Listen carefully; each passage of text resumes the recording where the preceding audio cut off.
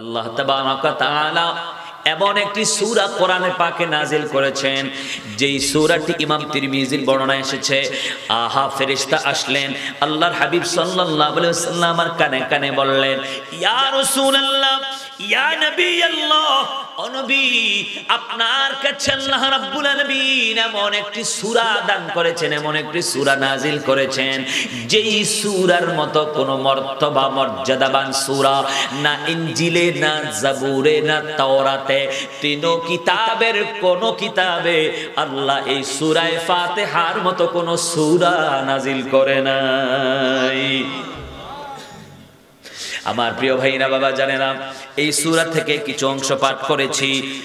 সূরাতুল ফাতিহার শুরু থেকে ইয়াকা না'বুদু ওয়া ইয়াকা নাস্তাঈন পর্যন্ত আল্লাহ তাবারাকা তাআলার গুণাবলী, বৈশিষ্ট্য, আওসাফ, গুণাবলীগুলো বর্ণনা হয়েছে।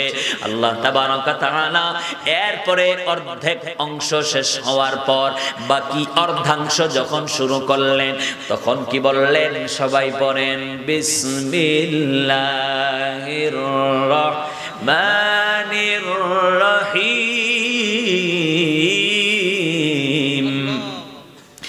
ইহদিনাস সিরাতাল মুস্তাকিম, صراط الذين أنعمت عليهم غير المغضوب عليهم ولا الضالين। الله رب العالمين বলেন, এক নাম্বার মেসেজ হলো সূরাতুল ফাতিহার শুরুতে আল্লাহর গুণাবলী বর্ণনা করা হয়েছে, আল্লাহর আওসাফ গুণাবলী বর্ণনা করা হয়েছে। আল্লাহ তাবারাকা তাআলা বলেন, আমার গুণাবলী বর্ণনা করার পর ইবাদত করার পরে তোমাদের জন্য উচিত হবে তোমরা যেন আমি আল্লাহর কাছে প্রার্থনা করো, অর্থাৎ নামাজ পড়ার পরে, জিকির আজকারের পরে, দরুদে পাক পাঠ করার পর, কোরআনে পাক তেলাওয়াত করার পর, সুবহানাল্লাহ, আলহামদুলিল্লাহ ইত্যাদি ইবাদত তাসবিহ তাহলিল করার পর আমাদের জন্য আদব এবং উচিত হলো আল্লাহর দরবারে হাত উত্তোলন করে দোয়া করা। কেননা আদ-দুআ মুখুল ইবাদা, দোয়া হলো ইবাদতের সার আর মগজ। আল্লাহ রাব্বুল আলামিন বলেন, এই সূরাতুল ফাতিহার মধ্যে তোমাদেরকে আমি প্রার্থনা করার পদ্ধতি শিখাইলাম। আমার প্রিয় ভাই জানেরা, বাবা জানেরা, আল্লাহ বলছেন দোয়া করো এইভাবে যে, হে আল্লাহ তুমি আমাদেরকে, এখানে বহুবচন ব্যবহার করা হয়েছে, যদিও আমরা একজনে একাকি পড়ি। আল্লাহ বলছেন বলো, আমার কাছে প্রার্থনা করো, হে আল্লাহ আমাদেরকে সরল সঠিক সোজা পথে পরিচালিত করো। বলেন সুবহানাল্লাহ। এইটা সূরাতুল ফাতিহায় বারবার আসে। সূরাতুল ফাতিহা যদি আমরা সুন্নত নামাজে কয়বার পড়ি? 4 বার না? 4 বার পড়ি। প্রত্যেকবার সূরা ফাতিহা পড়ার সময় বারবার আমরা আল্লাহর দরবারে দোয়া করি, মওলা আমাদেরকে সঠিক সোজা পথে পরিচালিত করো। আল্লাহ বলে ইবাদতের চাইতে দুয়ার পাওয়ার বেশি, ইবাদতের চাইতে দুয়ার মর্তবা মর্যাদা বেশি। ও বান্দারা, দুইটা জিনিসকে আমি বেশি পছন্দ করি, এর মধ্যে এক নাম্বার হলো দোয়া। 1 নাম্বার কি? জোরে বলেন না। কিছু নিয়ে বাড়িতে যেতে হবে, যদি নিয়ে যেতে চান শুধু কান দিয়ে শুনলে চলবে না, জবান চালাতে হবে। পারবেন ইনশাআল্লাহ? বলেন দেখি না আওয়াজটা কেমন। ইনশাআল্লাহ বলেন। আল্লাহ সবাইকে কবুল করুন, জোরে জোরে বলি আমিন।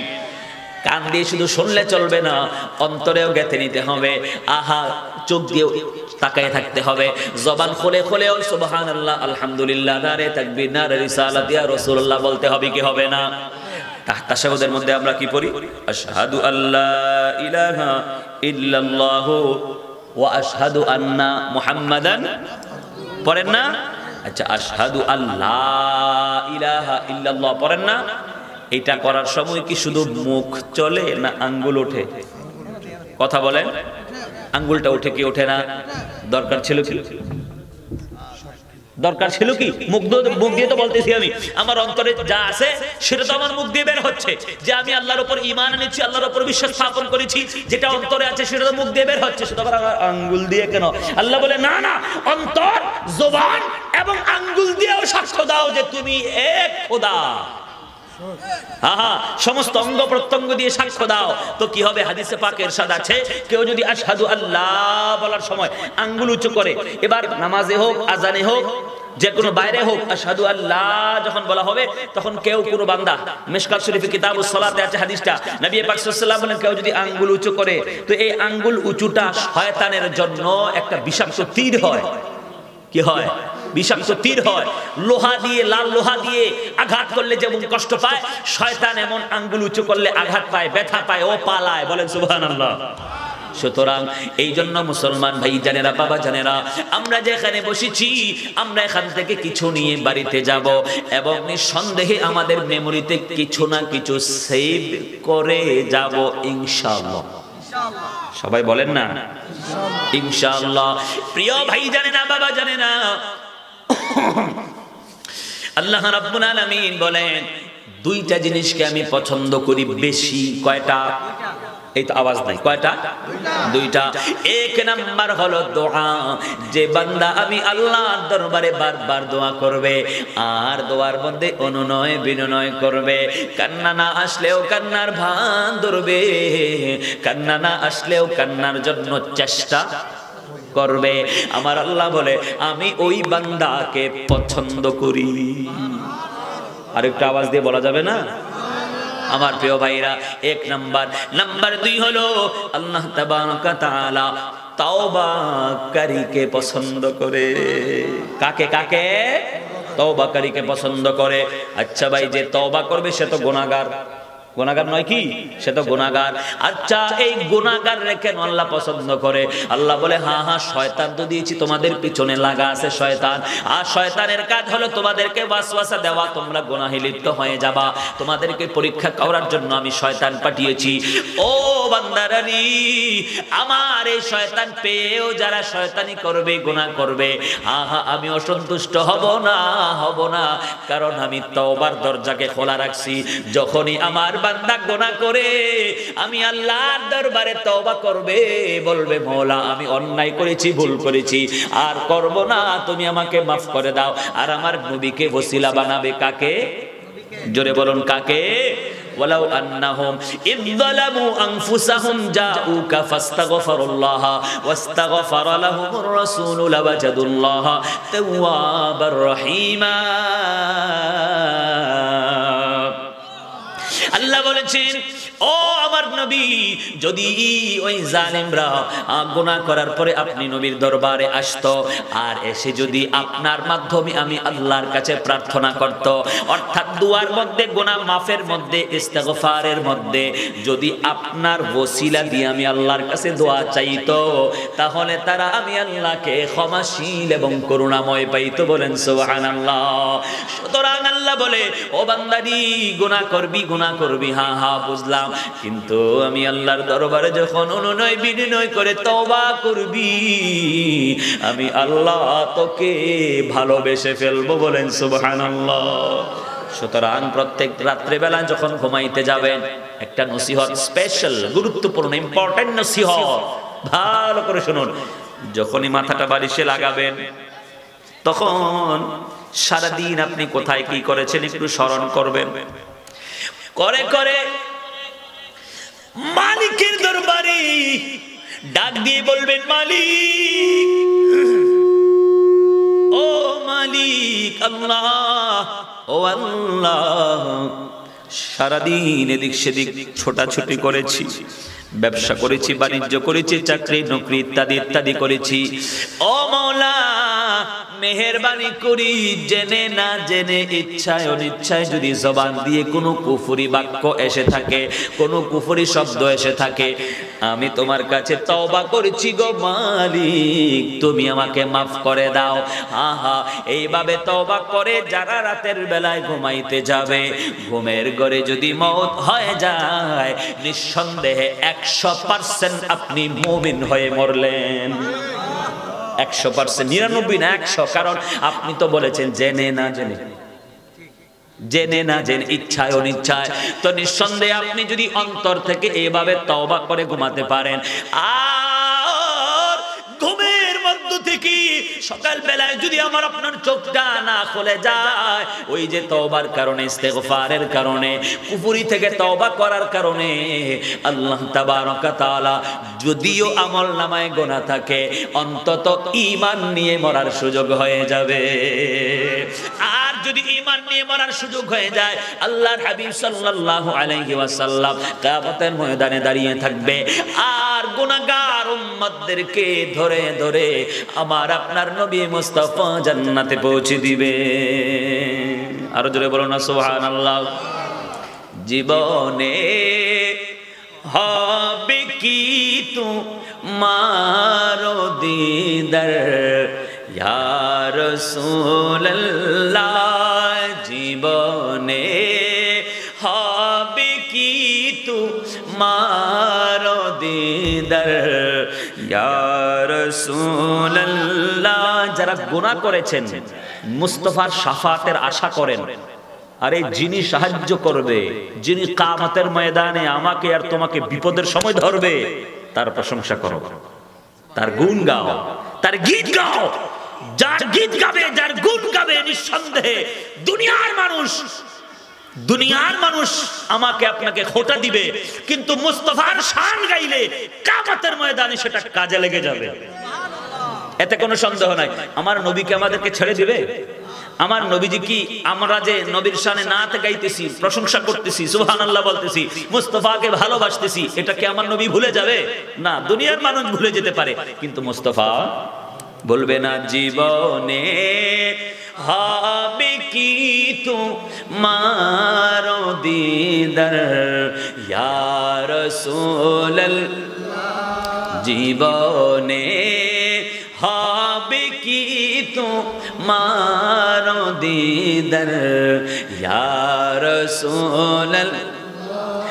এ আশায় রয়েছি আমি গুনাহগার ইয়া রাসূলুল্লাহ, এ আশায় রয়েছি আমি গুনাহগার ইয়া রাসূলুল্লাহ। জাহানের যেদিকে তাকাই দরদি আর তো কেহ নাই, জাহানের যেদিকে তাকাই দরদি আর তো কেহ নাই, তুমি যে দোনো আলমের সরদার ইয়া রাসূলুল্লাহ। না, মোহাব্বত ওয়ালাদের আওয়াজ এমন হয় না, ঝুমে ঝুমে জবান খোলে, তুমি যে দোনো আলমের সরদার ইয়া রাসূলুল্লাহ।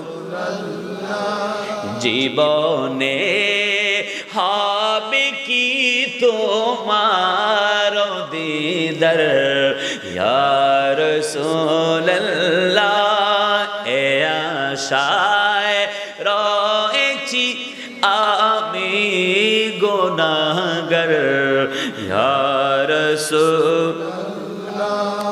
পেয়েছেন যিনি তোমাকে, পেয়েছেন তিনি খোদাকে, ঠিক কিনা?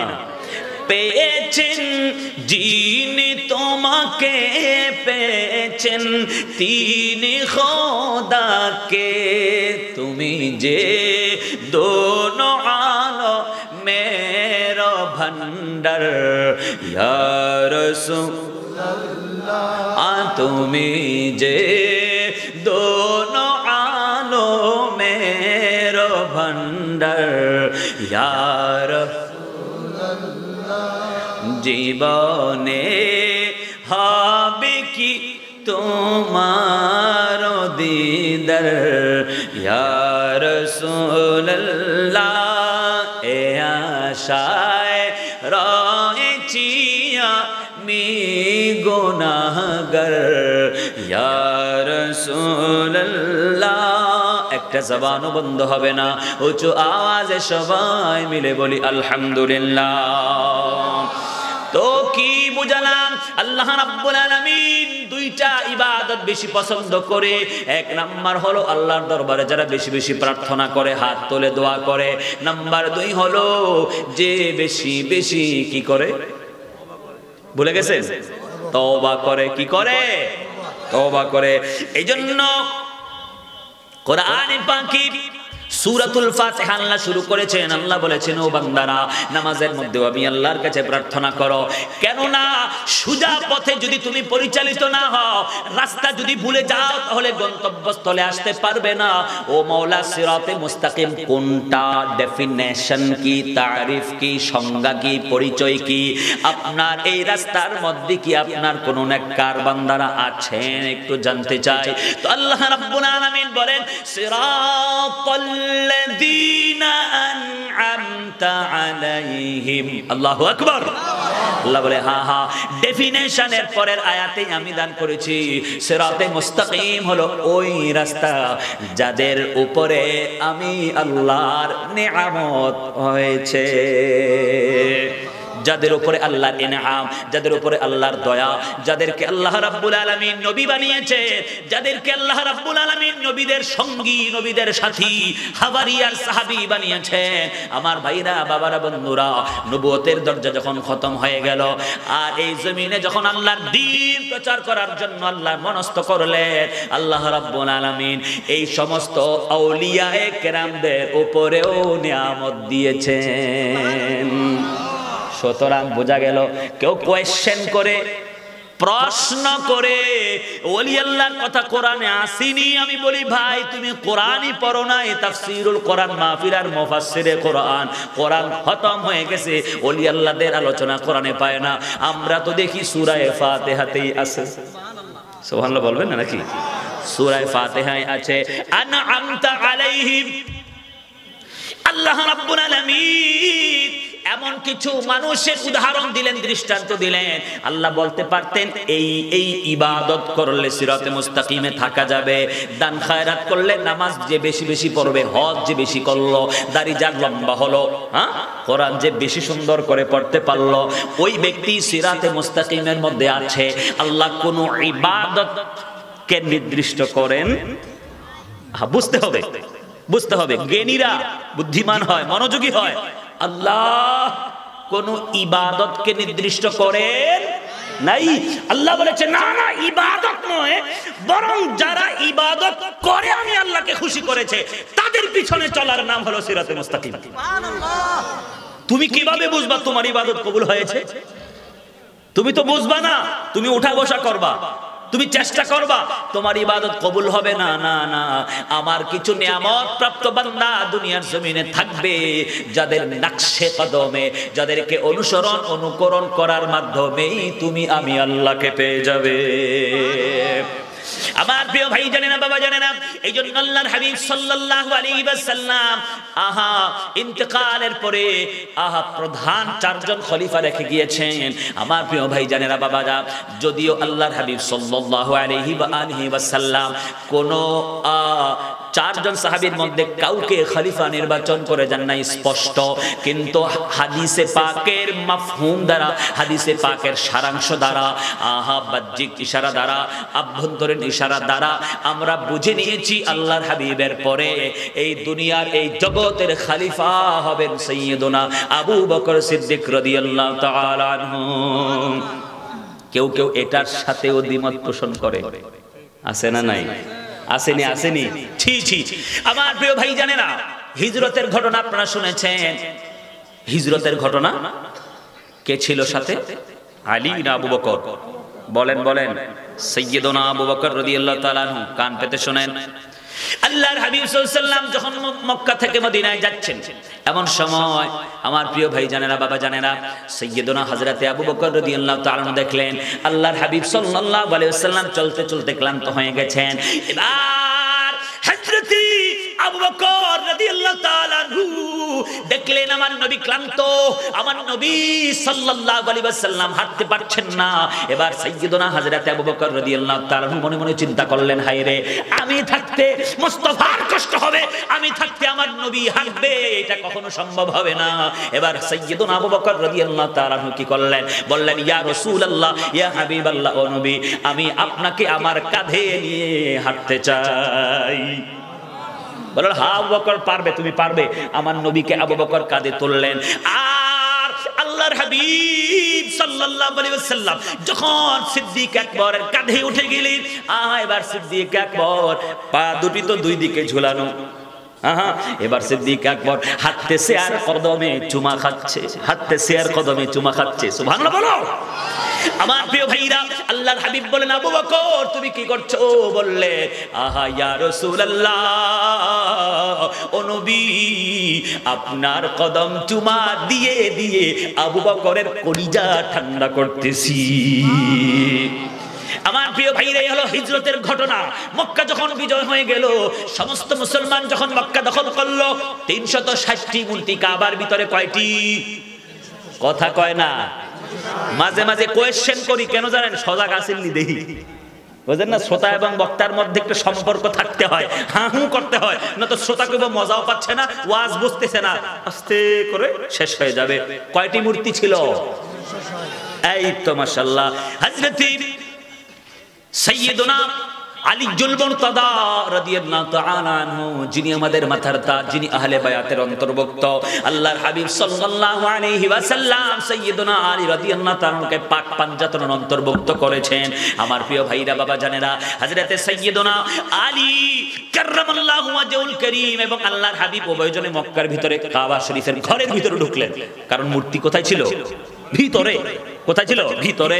এবার আল্লাহর হাবিব সাল্লাল্লাহু আলাইহি ওয়াসাল্লাম বলেন, ও আলী, এইভাবে তো তুমি ভাঙতে পারবে না, কারণ ওই নিচে দিয়ে তো কি দিতে হয়, ওরা আবার ডান্ডা দিয়ে সাজা, বুঝেন তো, পিছন দিয়ে কি দিতে হয়, ওরা খোদা আবার দাঁড়ায় না, কি না মারলে, ঠেস না মারলে, ওটার ঠেস দিয়া ওটার অনেক উঁচুতে রাখছে। তো এখন নিচের থেকে দাঁড়ায়, ওটার ভাঙা যাচ্ছে না।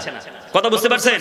আচ্ছা আমার প্রিয় ভাই জানেরা, এবার আমার নবী মুস্তাফা সাল্লাল্লাহু আলাইহি ওয়াসাল্লাম বলেন, ও আমার কলিজার টুকরা আলী, তুমি আমার কাঁধে উঠে যাও, আমার কাঁধে উঠে তুমি এই মূর্তিগুলোকে ভাঙো। বলেন সুবহানাল্লাহ। এবার হযরত আলী বলে, মনোযোগ মনোযোগ, অ্যাটেনশন। হযরত আলী বলে, ইয়া রাসূলুল্লাহ, এটা কিভাবে হতে পারে? সুবহানাল্লাহ বলুন না। কোন ওস্তাদ যদি তার ছাত্রকে বলে, কোন ওস্তাদ, এই তুমি আমার কাঁধে ওঠো, হুজুর কি বললেন, ঠিক কি না? কম্পমান হয়ে যাবে কি যাবে না? হযরত আলী বললেন, ইয়া রাসূলুল্লাহ, ইয়া হাবিবাল্লাহ, এটা কিভাবে সম্ভব? দুনো জাহানের নবীর কাঁধে হযরত আলীর পা উঠতে পারে। আমার নবী কয়, আলী, ও আলী, তুমি বুঝতে পারো না। হযরত আলী বলে, হুজুর আমার কাঁধে আপনি ওঠেন, আপনি ভাঙবেন, আমি আপনার কাঁধে নেই। আমার নবী বলে, আলী রে, তুমি আমার ওজন বহন করতে পারবে না। সুবহানাল্লাহ। ওই দিক দিয়ে হিজরতের রাত্রে হযরতে আবু বকরের কাঁধে আমার নবী মুস্তাফা, আর এই দিক দিয়ে কাবা শরীফের ভিতরে হযরতে আলী রাদিয়াল্লাহু তাআলা আনহুকে আমার নবীজি বলেন, আলী, ও আলী, আমাকে কাঁধে নেবার মতো পৃথিবীতে দ্বিতীয় আর কেউ নাই, কেউ নাই, একমাত্র সাইয়্যিদুনা আবু বকর ছাড়া। নিঃসন্দেহে নিঃসন্দেহে আরেকদিন হযরতে সাইয়্যিদুনা আয়েশা সিদ্দিকা রাদিয়াল্লাহু তাআলা আনহা বলেন, ও আমার স্বামী, ইয়া রাসূলুল্লাহ, স্বামী গো, আকাশের যে নক্ষত্র দেখা যায়, এই নক্ষত্রের সমপরিমাণ কার সওয়াব? সুবহানাল্লাহ বলেন। আচ্ছা, এই পর্যন্ত কি কোনো বিজ্ঞানী আবিষ্কার করতে পেরেছে আকাশে কত নক্ষত্র আছে? সংখ্যা নিরূপণ করা সম্ভব হয়েছে? নাসা, কোন বৈজ্ঞানিক, কোন বিজ্ঞানী, কোন দার্শনিক? সম্ভব হবে না। আমার ভাইরা বাবারা, দেখো আমার তোমার নবী মুস্তাফার শান ও আজমত, মুস্তাফার নবুয়তের ক্ষমতা। আল্লাহর হাবিবকে প্রশ্ন করা হলো, ইয়া রাসূলুল্লাহ, ইয়া হাবিবাল্লাহ, নবীজি, আকাশে বিশাল তারকা, অসংখ্য তারকা দেখা যায়। এত সুন্দর করে আল্লাহ রাব্বুল আলামিন আকাশের সুন্দর সৌন্দর্য মণ্ডিত করেছেন তারকাগুলো দিয়ে, ঝিলমিল ঝিলমিল করছে দুনিয়া থেকে আরো অনেক দূরে। ইয়া রাসূলুল্লাহ, ইয়া হাবিবাল্লাহ, আপনার উম্মতের মধ্যে এমন কেউ আছে নাকি যে ইয়া রাসূলুল্লাহ তার সওয়াবগুলো আকাশের নক্ষত্রের সমপরিমাণ হয়ে গিয়েছে? সুবহানাল্লাহ বললে অসুবিধা নাকি? প্রিয় ভাইরা আমার, আল্লাহর হাবিব সাল্লাল্লাহু আলাইহি সাল্লাম যখন জবান খুললেন তখন আওয়াজ আসলো আকাশের নক্ষত্রের সমপরিমাণ সওয়াব আমার খলিফা উমরের রয়েছে। মা আয়েশা কয় আমার আব্বার নামটা না কওয়া দরকার ছিল। মা আয়েশার বাপকে সাইয়্যিদুনা আবু বকর বলে আমার আব্বার নামটা বলার দরকার ছিল, আমি তো মনে করছিলাম আমার আব্বা হবে। আমার নবী কয় আয়েশা, ও আয়েশা তুমি চিন্তিত হয় না, চিন্তিত হয় না। ও আয়েশা, আয়েশা তোমার আব্বার নামটা এই জন্য আমি বলি নাই, সারা দুনিয়ার যত আমার উম্মত আছে সবার উম্মত যদি এক পাল্লায় রাখা হয় আমার আবু বকরের এক নেকির সমান হবে না। তোমার বাবার মর্যাদা কোথায়? আফদালুল বাশারি বাদাল আম্বিয়া হুয়া আবু বকর সিদ্দিক রাদিয়াল্লাহু তাআলা আনহু। সুবহানাল্লাহ বলেন। নবীগণদের পরে মানব জাতির মধ্যে সবচেয়ে শ্রেষ্ঠ যিনি তিনি সাইয়্যিদুনা আবু বকর রাদিয়াল্লাহু তাআলা আনহু। বলেন সুবহানাল্লাহ।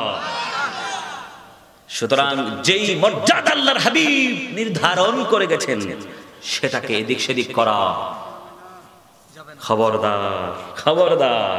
আল্লাহ আমাদের সবাইকে বুঝার তৌফিক দান করুন, আমিন। জোরে বলেন আমিন। আল্লাহ বলেন আমার মুস্তাফা সাল্লাল্লাহু আলাইহি ওয়াসাল্লাম যেই পথে গমন করেছেন, আমার নবীকে দেখে দেখে নবীর সাহাবায়ে কেরাম যেইভাবে জীবন যাপন করেছেন, হা হা আমি সব সময় প্রায় সময় মাহফিলে বলে থাকি আল্লাহর হাবিবের সঙ্গে সম্পর্ক রাখার দুইটা পদ্ধতি, নবীর সাহাবীদের সঙ্গে সম্পর্ক রাখার দুইটা পদ্ধতি। এক নাম্বার পদ্ধতি হলো আকীদা বিশুদ্ধ থাকতে হবে, আমার নবীজিকে নূর মানবে, ইলমে গায়েব হাজির ও নাজির, মিলাদ ও কিয়াম, দরুদ ও সালাম, সবে বরাত, লাইলাতুল কদর, 10 মুহররম, তাওয়াসসুল, ওসিলা, নবী জিন্দা। সুবহানাল্লাহ বলেন। আউলিয়া কেরাম জিন্দা, আউলিয়া কেরামের মাজার জিয়ারত, সুন্নাতে রাসূল। আকীদা বিশুদ্ধ থাকবে তো আকীদার ক্ষেত্রে তুমি তোমার নবীর সঙ্গে সম্পর্ক যুক্ত করলা। সুবহানাল্লাহ বলেন। আকীদার ক্ষেত্রে চুল পরিমাণ এদিক সেদিক হওয়া যাবে না, আকীদা যার বিশুদ্ধ আছে আর পাশাপাশি আমলগত দিক দিয়েও মুস্তাফার সুন্নাত অনুযায়ী আমল করে, নবীর সাহাবীদেরকে আমল করে, আমার নবীর সুন্নাতগুলোকে পুঙ্খানুপুঙ্খানুভাবে পালন করে, নবীর সাহাবীদেরকে অনুসরণ করে, আমলেও ত্রুটি নাই, ঈমানেও ত্রুটি নাই। এই ধরনের মানুষ যারা, তারাই হলো কমপ্লিট আর পরিপূর্ণ ঈমানদার। জোরে বলুন সুবহানাল্লাহ। আবার প্রিয় ভাই জানেরা, বাবা জানেরা, এইভাবে কেউ যদি আমার আপনার নবীর সঙ্গে, নবীর সাহাবীদের সঙ্গে, নবীর সাহাবীদের আকীদা, নবীর সাহাবীদের চরিত্র আমাদের জীবনে যদি চলে আসে আমার ভাইরা, বাবা জানেরা, তো নিঃসন্দেহে আল্লাহ তাবারকা তাআলা আমাদেরকে সঠিক পথে রেখেছেন বলে সাব্যস্ত হবে এবং হয়তোবা এই ধরনের মানুষরাই আল্লাহর ওলি হয়ে যাবে। কোন একজন ওলি থেকে একজন যখন ইন্তেকাল করে, সাধারণ মানুষ থেকে একজনকে নির্বাচন করে যার আমল ভালো আছে, যার আকীদা বিশুদ্ধ আছে, যার অন্তর পরিষ্কার, মানুষকে কষ্ট দেয় না, মানুষকে কষ্ট দেয় না, মানুষের হক নষ্ট করে না। আমরা তো জানি মুসলমানকে বলে, মুসলমান যে নামাজ পড়ে যে মসজিদে আসা যাওয়া বেশি করে নাকি? হ্যাঁ, মসজিদে আসা যাওয়া যে বেশি করে তাকে মুসলমান বলে? না না, বিষয়টা এরকম না তো। দাড়ি যার লম্বা, কোরআন তেলাওয়াত মিষ্টি, মক্কা শরীফের বিশাল বড় খাদিম আর ইমাম, না না। মুসলমান হওয়ার জন্য আল্লাহর হাবিব সাল্লাল্লাহু আলাইহি ওয়াসাল্লাম বলেন আল মুসলিমু মান সালিমাল মুসলিমুনা বিল লিসানিহি ওয়া ইয়াদিহি। নবী পাক সাল্লাল্লাহু আলাইহি ওয়াসাল্লাম বলেন মুসলমান তো তাকে বলে যার হাত এবং জবান দিয়ে অন্য মুসলমান কষ্ট না পায়। নামাজও পড়লাম আর কলম গুতা দিলাম, নামাজও পড়লাম, আল্লাহর বান্দা বান্দীদের দিলে আঘাত পৌঁছালাম। ও ভাই, তুমি কেমন নামাজি? তুমি নামাজ দিয়ে তোমার খোদাকে খুশি করতে চেষ্টা করছো আর খোদার বান্দাকে কষ্ট দিচ্ছ। লাখ লাখ টাকা খরচ করে তাওয়াফ করতে চলে গেছো, সাফা মারওয়া সাই করছো, লাখ টাকা আল্লাহর রাস্তায় খরচ করে মালিকের সন্তুষ্টি করছো, আর এই দিক দিয়ে আল্লাহর কোন বান্দা বান্দিকে অন্যায়ভাবে কষ্ট দিয়েছো, খোদার কসম লাখ টাকা নয় কোটি টাকা খরচ করলেও আল্লাহ তোমার উপরে খুশি হবে না। কথা বলেন। আল্লাহ তো কুড়ে ঘরেও থাকে, মাটির ঘরে থাকে, ছোট্ট ঘরে থাকে, এক রুমে যে আছে, সারা জীবন যে পার করে দিয়েছে এক রুমে, আল্লাহ তার ঘরেও আছে। কেমনে? সে যখন তার হাত এবং জবান দিয়ে তার স্ত্রীকে কষ্ট দেয় না, তার সন্তানকে কষ্ট দেয় না, তার চাচাতো ভাই, তার মামাতো ভাই, তার প্রতিবেশী সবাই ভালো বলে, লোকটা খুব অমায়িক, বিনয়ী, দেখলে সালাম দে, হাসি, ভালোবাসা, কি মধুর সম্পর্ক। সুবহানাল্লাহ বলে। ও মুসলমান, পাক্কা মুসলমান। আরে নামাজ তো খোদার হিসাব কিতাব, নামাজ পড়লাম না তো খোদা ইচ্ছা করলে মাফ করে দিতে পারে। কিন্তু আমি যখন কোন মানুষকে অন্যায়ভাবে কষ্ট দেব, তার ব্যাপারে একটা মিথ্যা অপবাদ আরেকজনের কাছে লাগাবো, তার ব্যাপারে চুগলখড়ি করে এই পাড়ার ওই পাড়ার ঝগড়া লাগাবো, তো যত বড় নামাজি হোক খোদা তার উপর সন্তুষ্ট হবে না। এই জন্য আকীদা বিশুদ্ধ হওয়ার পাশাপাশি আমলটাকেও পরিপূর্ণ রাখতে হবে, তাহলে সিরাতে মুস্তাকিমের পথে থাকা যাবে। বলেন সুবহানাল্লাহ। কোরআনে পাকে আল্লাহ রাব্বুল আলামিন সূরাতুন নিসাতে 5 নম্বর পারাতে সুন্দর করে ইরশাদ করেছেন, সবাই পড়েন, বিসমিল্লাহির রহমানির রহিম। আপনারা কি বিরক্ত হচ্ছেন? আমার ওয়াজিকে আপনারা কষ্ট পাচ্ছেন? বেশি তাড়াহুড়া করছি না তো?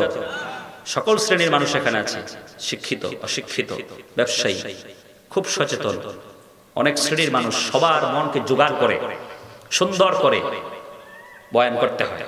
আপনারা বেজার হচ্ছেন না তো? তো একটা জবানও বন্ধ হবে না। সবাই পড়েন, বিসমিল্লাহির রহমানির রহিম। ওয়া মান ইউতি'িল্লাহা والرسول فأولئك مع الذين أنعم الله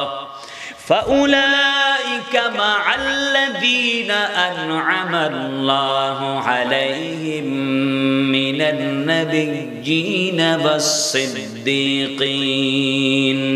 والصديقين والشهداء والصالحين وحسن أولئك رفيقا। الله أكبر। কোরআনে পাকে সূরাতুন নিসা আল্লাহ রাব্বুল আলামিন ইরশাদ করেন আয়াত নম্বর 69 আল্লাহ তাবারক ওয়া তাআলা বলেন, যে ব্যক্তি আল্লাহ এবং তার রাসূলের ইত্তেবা করলো, অনুসরণ করলো, আমার ভাইয়েরা ইত্তেবা কিভাবে হবে? আল্লাহ আদেশ করেছেন 5 ওয়াক্ত নামাজ পড়ার জন্য, আমি তুমি ব্যবসার জন্য, টাকার জন্য, বিবিকে খুশি করার জন্য, আরে সম্পদ হাসিল করার জন্য, দুনিয়ার এমন কোন মজলিস, এমন কোন অনুষ্ঠানে চলে গেলেন যেই অনুষ্ঠান থেকে আমি আপনি ফিরে আসতে পারছি না, নামাজ আদায় করতে পারছি না। আল্লাহ বলে নয় নয় নয়, দুনিয়ার কোনো কাজ, দুনিয়ার কোনো বাধা, দুনিয়ার কোনো সৌন্দর্য তোমাকে বাধা দিবে না। অসুস্থ হলে তো ভিন্ন কথা, আর যদি ভয় থাকে, কোনো ধরনের ভয় থাকে, তখন তো ভিন্ন কথা। এইভাবে যদি হয় তাহলে নামাজটা জামাতে না পড়লে হবে, অথবা সেন্সলেস হয়ে গেছে, নামাজ না পড়লেও হবে, পরবর্তীতে কাজা তুলবে অথবা কাফারা দিয়ে দিবে। সুস্থ অবস্থায় যে কোনো জায়গায় আমার ভাইরা নামাজ ছেড়ে দেওয়ার কোনো সুযোগ নাই। জোরে বলুন, সুযোগ নাই। আল্লাহ বলেছেন আমার ইতাআত করো তো আমার হুকুম মান্য করো। আমার ইতাআত করো মানে আমার হুকুম মান্য করো। আমি বলেছি সত্য কথা বলো, সত্য কথাই বলতে হবে। আমার নবী মুস্তাফা সাল্লাল্লাহু আলাইহি ওয়াসাল্লাম যেভাবে জীবন যাপন করেছেন, বাইরে কোনদিন শিল দোকানে গিয়া এইভাবে বলেন নাই যে আমি আমার নবীকে ভালোবাসি, আমার নবীর মতো আজকে আমার চুলটা কাইটা দাও। বলি নাই তো কখনো? বলো। মুস্তাফার নেক কন্যাকে নবী মুস্তাফা নিজের হাতে বিয়ে দিয়েছেন, সবার সামনে নবী বিয়ে দিয়েছেন, সামান্য খেজুরের আয়োজন করেছেন, আহা মসজিদের ভিতরে বিয়ে পড়িয়েছেন, সামান্যতম অনুষ্ঠান করেছেন। মুস্তাফা দেখিয়ে দিয়েছেন আমাকে যদি কেউ ভালোবাসে তো অল্প খরচে খেজুর বিলিয়ে দিয়ে গরিবদেরকে আহ্বান করার মাধ্যমে সুন্নাত তরিকায় ওহো গুনাহ মুক্ত হয়ে বিবাহের অনুষ্ঠান করবে। আহা আমরা কি পেরেছি আমার নবীর অনুসরণ করতে? না না, জাকজমক করতে হবে। কি করতে হবে? জাকজমক। আমার ভাই তো এরকম করেছে, আমার চাচতো ভাই তো এরকম করেছে, আমার মামাতো ভাই অমুক, আরে বাবা আমিও তো করতে হবে। নাউজুবিল্লাহ। এটা কি আমার নবীর চরিত্র? এটা কি আমার নবীর শিক্ষা? আমরা কি দুনিয়ার মানুষকে অনুসরণ করব? কথা বলেন না না। যে যাকে ভালোবাসবে সে তার সঙ্গে হাসরের দিন উঠবে। আপনি কার সাথে উঠবেন? হ্যাঁ হ্যাঁ, আপনার বাড়িতে নর্তকী নাচে, আপনার বাড়িতে সিনেমা হল লাগানো, আপনার বাড়িতে খ্রিস্টান আর ইহুদিদের চক্রান্তে গান বাজতেছে আর ইসলামিক অনুষ্ঠান চলছে, এই বিয়ের মধ্যে কখনো বরকত আশা করা যায় না। কিভাবে আপনি আশা করেন যে আপনার সন্তান, আপনার কন্যা, আপনার ছেলে মঙ্গলের মধ্যে আছে, কল্যাণের মধ্যে আছে? কিভাবে আশা করেন আপনি? আল্লাহকে বেজার করে, আল্লাহর হাবিবকে বেজার করে? প্রিয় ভাইরা আমার, ও বাবা জানেরা, আল্লাহ তাবারক ওয়া তাআলা বলেন ওমান ইউতিইল্লাহ ওয়ার রাসূলা ফাউলাইকা মাআল্লাযীনা আন'আমা আল্লাহু আলাইহিম। আল্লাহ বলেছেন যে আমি আল্লাহর হুকুম মান্য করে আর আমার নবী মুস্তাফার সুন্নাতগুলো আদায় করে তারা তো ওই সকল লোক যাদের উপরে আমি আল্লাহ রাব্বুল আলামিন ইনআম দিয়েছি, নিয়ামত দিয়েছি। তারা কারা? আল্লাহ তাবারক ওয়া তাআলা বলেন তারা হলো নবীগণ। তারা কারা? নবীগণ, সিদ্দিকগণ, শহীদগণ, এরপর সলিহিন। সলিহিন মানে নেককার বান্দা। নবীগণ তো আমরা চিনি, নবীদেরকে আমরা চিনি না? সিদ্দিক নবীদের সাথে সাথে পাশাপাশি যারা ছিলেন, নবীদের সঙ্গী যারা, যারা নবীকে সবচেয়ে বেশি সহযোগিতা করেছেন, এর মধ্যে সিদ্দিক একবারের নাম এসেছে। বলেন সুবহানাল্লাহ। এর মধ্যে সিদ্দিক একবারের নাম এসেছে। সালাতুন ইয়া রাসূলাল্লাহ, সালামুন ইয়া হাবিবাল্লাহ আলাইকুম, সালাতুন ইয়া রাসূলুল্লাহ আলাইকুম, সালামুন ইয়া হাবিবাল্লাহ। আপনারা মনে আমার উপরে কষ্ট পাচ্ছেন নাকি? তো মুখটা বন্ধ কেন? সালাতুন ইয়া রাসূলুল্লাহ আলাইকুম, সালামুন ইয়া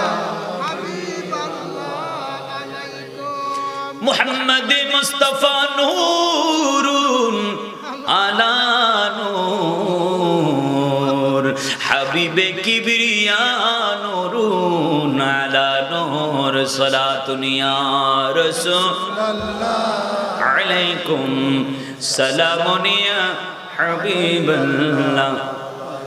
मोहम्मद मुस्तफा जाने खुदा को, खुदा जाने मोहम्मद मुस्तफा को, सलातुन या रसूलल्लाह अलैकुम, सलामुन या हबीबल्लाह,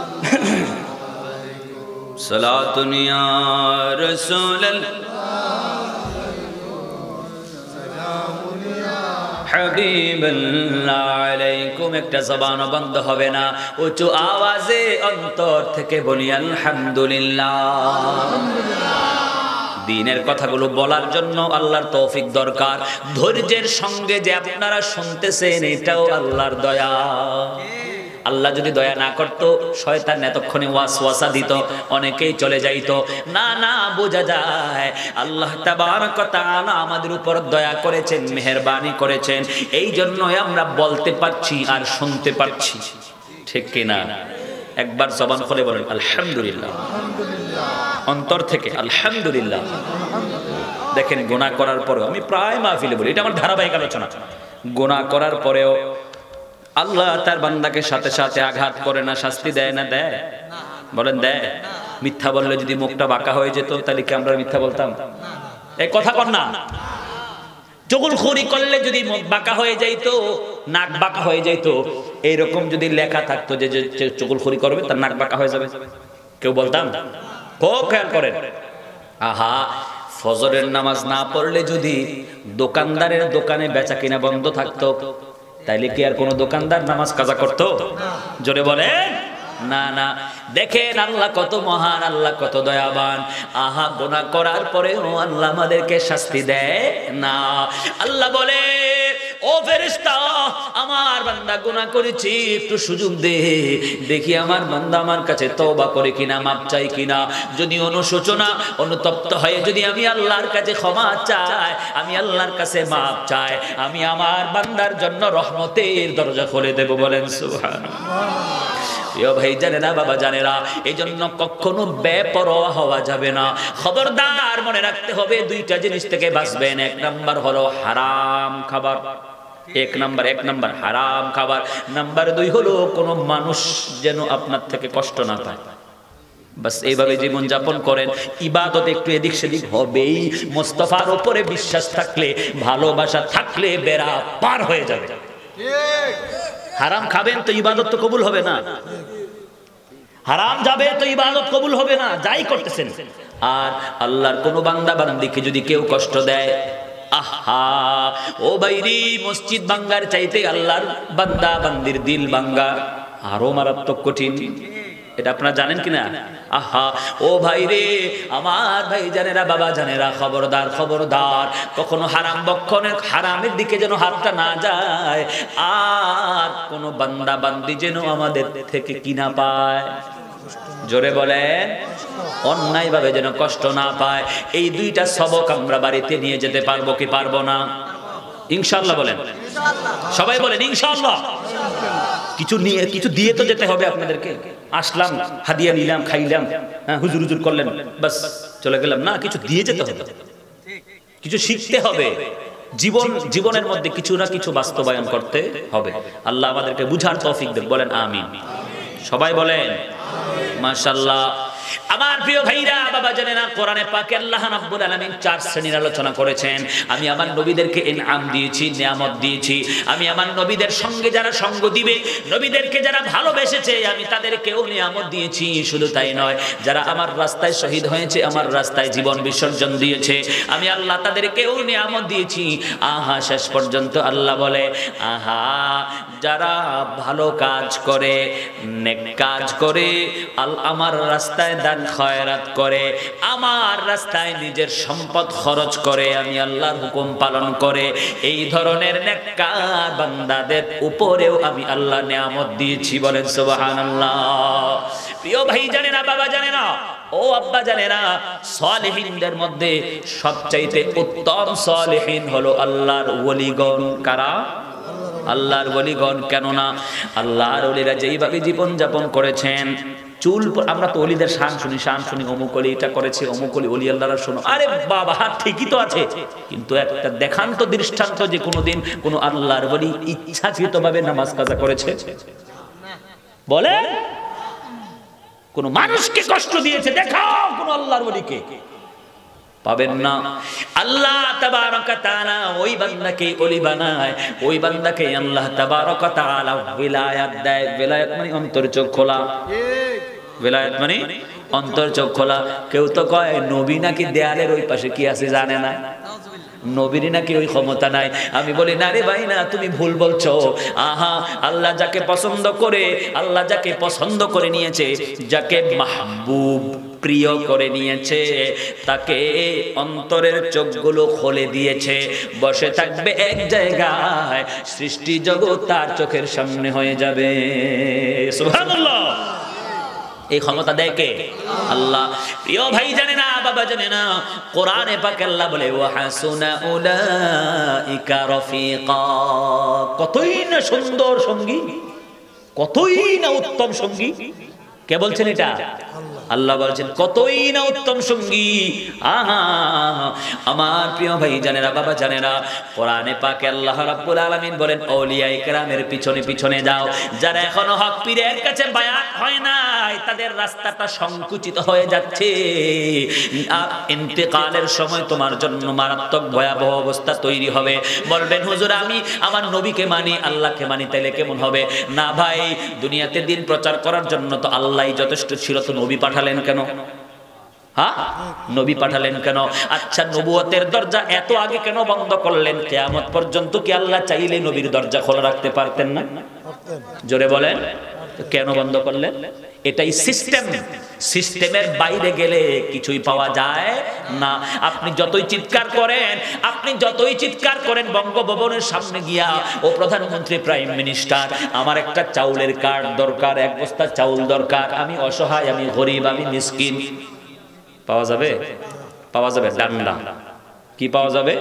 কারণ সিস্টেম বহির্ভূত কাজ করা হয়েছে, ঠিক কিনা?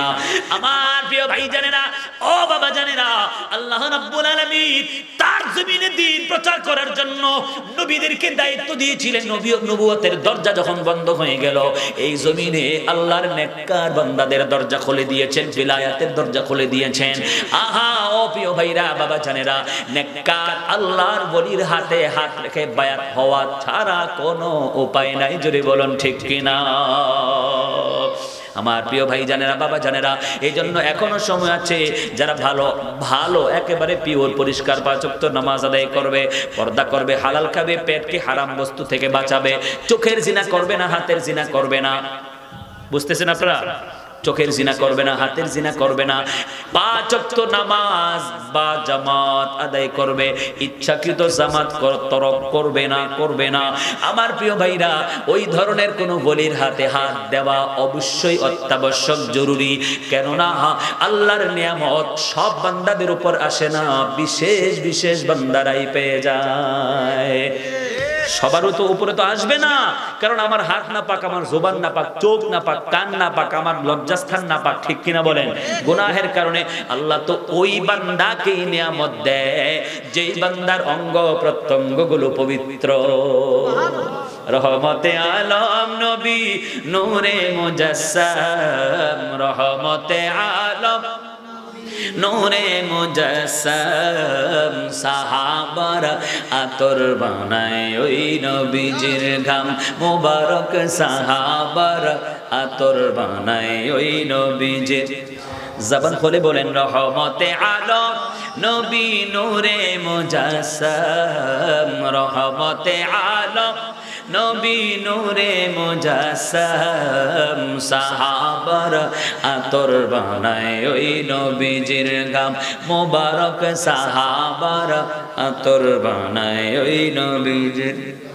চিনো মানো জানো কেমন আমার নবীজি, যাহার পাগল চন্দ্র সূর্য তারকারাজি, বাবা যাহার পাগল চন্দ্র সূর্য।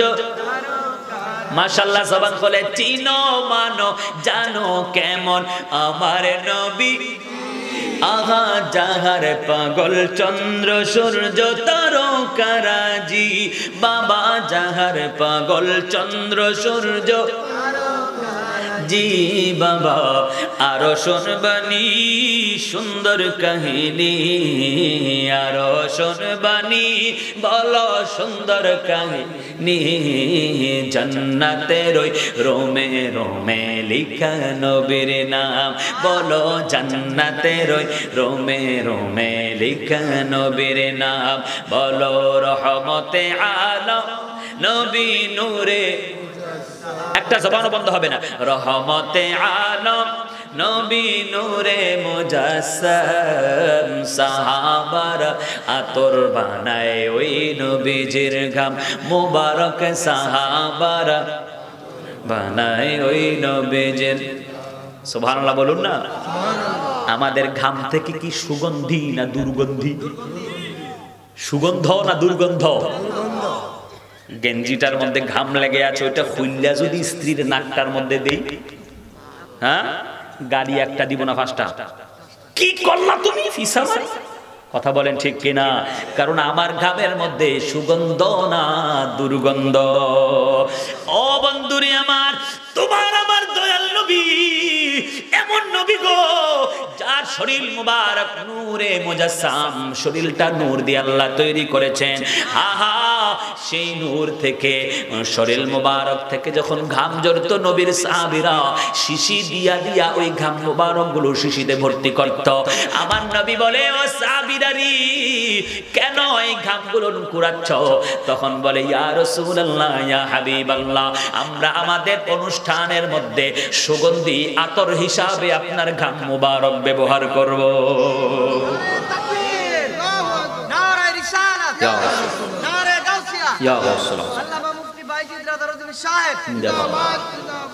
প্রিয় ভাই জানেন না, একটা জমানো বন্ধ হবে না।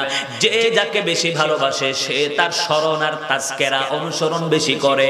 রহমতে আলম নবী মুজাসসাম, রহমতে আলম নবী নূরে মুজাসসাম, সাহাবার আতর বানায় ওই নবীজির মোবারক, সাহাবার আতর বানায়।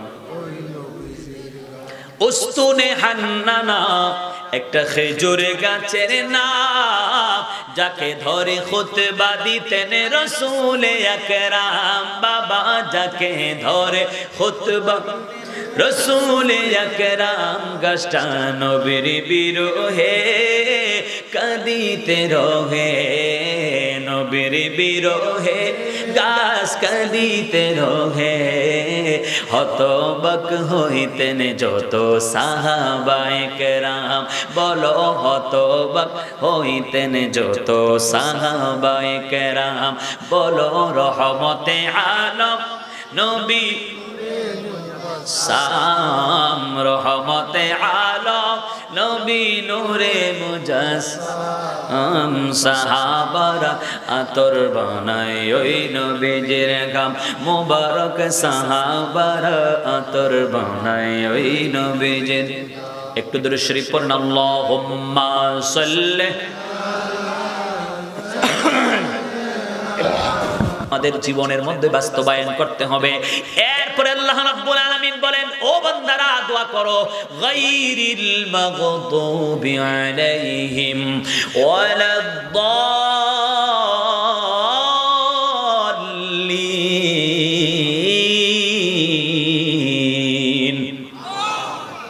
আল্লাহ রাব্বুল আলামিন বলেন, একদিক দিয়ে আমার ওলিদেরকে অনুসরণ করবে, আমার ওলিদের সঙ্গ লাভ করবে, আমার ওলিদের সাথে থাকবে, ওলি আল্লাহ বিশ্বাস করবে, আউলিয়ায়ে কেরামের ফিলায়াত বিশ্বাস করবে। আরেক দিক দিয়ে যারা ওলি আল্লাহ মানবে না, আমার নবীর সঙ্গে শত্রুতা রাখবে, হা হা যেভাবে ওলিদেরকে মহব্বত করবে ঠিক সেভাবে ওলিদের দুশমনদের সঙ্গে দুশমনিও রাখবে। আল্লাহ বলছেন গায়রিল মাগদুবি আলাইহিম, এই গায়রিল মাগদুবি আলাইহিম দ্বারা ইমাম তিরমিজি নকল করেছেন হাদিসে পাক।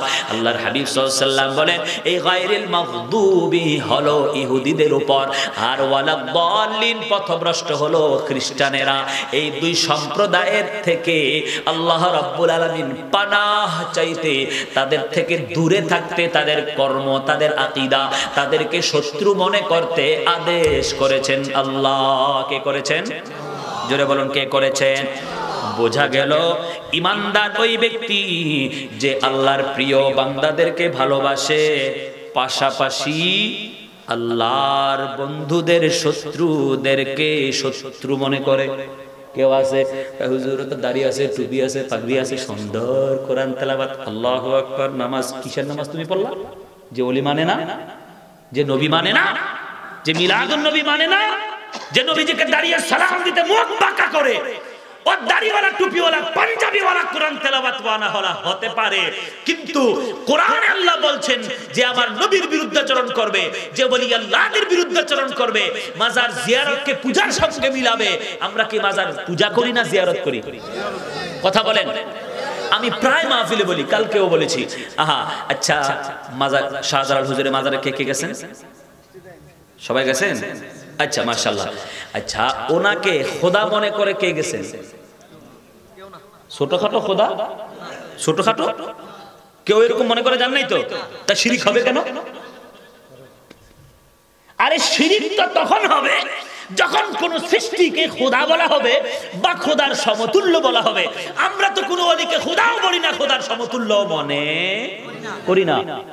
তো সুতরাং যারা মানুষকে ধোঁকা দিয়ে বাম দিকে নিয়ে যেতে চাচ্ছে, যারা বলে মাজারে যাবা মানে শিরকি করা, হ্যাঁ ওখানে গিয়ে যদি কেউ ওনাকে খোদা মনে কোনো কিছু চায়, খোদা মনে করে, ওনাকে কেউ যদি খোদার সমতুল্য মনে করে তখন মুশরিক হয়ে যাবে। কোনো ওলিকে কোনো পীরকে খোদা বলা, রসুল বলা যাবে? বলেন যাবে? কেন? সূরাতুল ইখলাস পড়েছিলাম, আপনারা পড়েন। বিসমিল্লাহির রাহমানির রহিম। কুল হুয়াল্লাহু আহাদুল্লাহুস সামাদ লাম ইয়ালিদ ওয়া লাম ইউলাদ ওয়া লাম ইয়াকুল লাহু কুফুয়ান আহাদ। আল্লাহু আকবার। যারা যারা পড়েছেন প্রত্যেকটি বর্ণে বর্ণে হরফে হরফে 10টা নেকি লেখা হয়ে গেছে, আলহামদুলিল্লাহ। যারা এখানে বসেছেন ধৈর্যের সঙ্গে বসা রয়েছেন, এইভাবে সওয়াব আপনাদের আমলনামায় লেখা হতেই থাকবে। আমার ভাইরা বাবা জানেন, আমার পর্দার আড়ালের মা বোনেরা, কোরআনে পাকে আল্লাহ রাব্বুল আলামিন একটা স্বতন্ত্র সূরা নাজিল করে দিয়েছেন। আল্লাহ রাব্বুল আলামিন সূরাতুল ইখলাসের শুরুতে আল্লাহ যে এক, আল্লাহর সঙ্গে যে কারো অংশীদার নাই, স্রষ্টা হিসাবে ইবাদত পাওয়ার উপযুক্ত যে তিনি একমাত্র আল্লাহ, সেটা আল্লাহ সূরাতুল ইখলাসে বলেছেন। আল্লাহ কিন্তু দেখেন এখানে একটা মজার বিষয়, আমার ভাইরা বাবা জানেরা, আল্লাহ তাবারক তাআলার একত্ববাদ, ওয়াহদানিয়্যাত তিনি নিজে সরাসরি বললে পারতেন। তিনি বলেন না না না না, ও হাবিব আমার বন্ধু নবী, কুল আপনার জবান দিয়ে বলুন আমি আল্লাহ এক, আমি আল্লাহ এক, আপনি বলুন, আপনি বলুন, আপনার জবান দিয়ে বের হতে হবে। সুতরাং বোঝা গেল আমার ভাইরা বাবা জানেরা, আমার নবীকে আগে মানতে হবে, নবীর জবানের দিক তাকায় থাকতে হবে। আল্লাহ বলেন কুল হাবিব আপনি বলুন আল্লাহ হুয়াল্লাহু আহাদ, তিনি আল্লাহ এক, আল্লাহুস সামাদ, আল্লাহ মুখাপেক্ষীহীন, অমুখাপেক্ষী, আল্লাহ কারো মুখাপেক্ষী নয়। আমরা যে বলি আল্লাহর হাবিব ইলমে গায়েব জানে, নবীগণ ক্ষমতা প্রয়োগ করতে পারে, আল্লাহর নবীগণ ক্ষমতাবান, আমরা বলি না? আচ্ছা, এই ক্ষমতা, এই ইলমে গায়েব, এই ধরনের ওসিলা, তাওয়াসসুল, এই সমস্ত ক্ষমতা দিয়েছেন আমাদের আল্লাহ। দিয়েছেন কে? নবী এবং ওলিদেরকে ক্ষমতা দিয়েছেন কে? কিন্তু যদি প্রশ্ন করা হয় যে আল্লাহকে ক্ষমতা কে দেয়,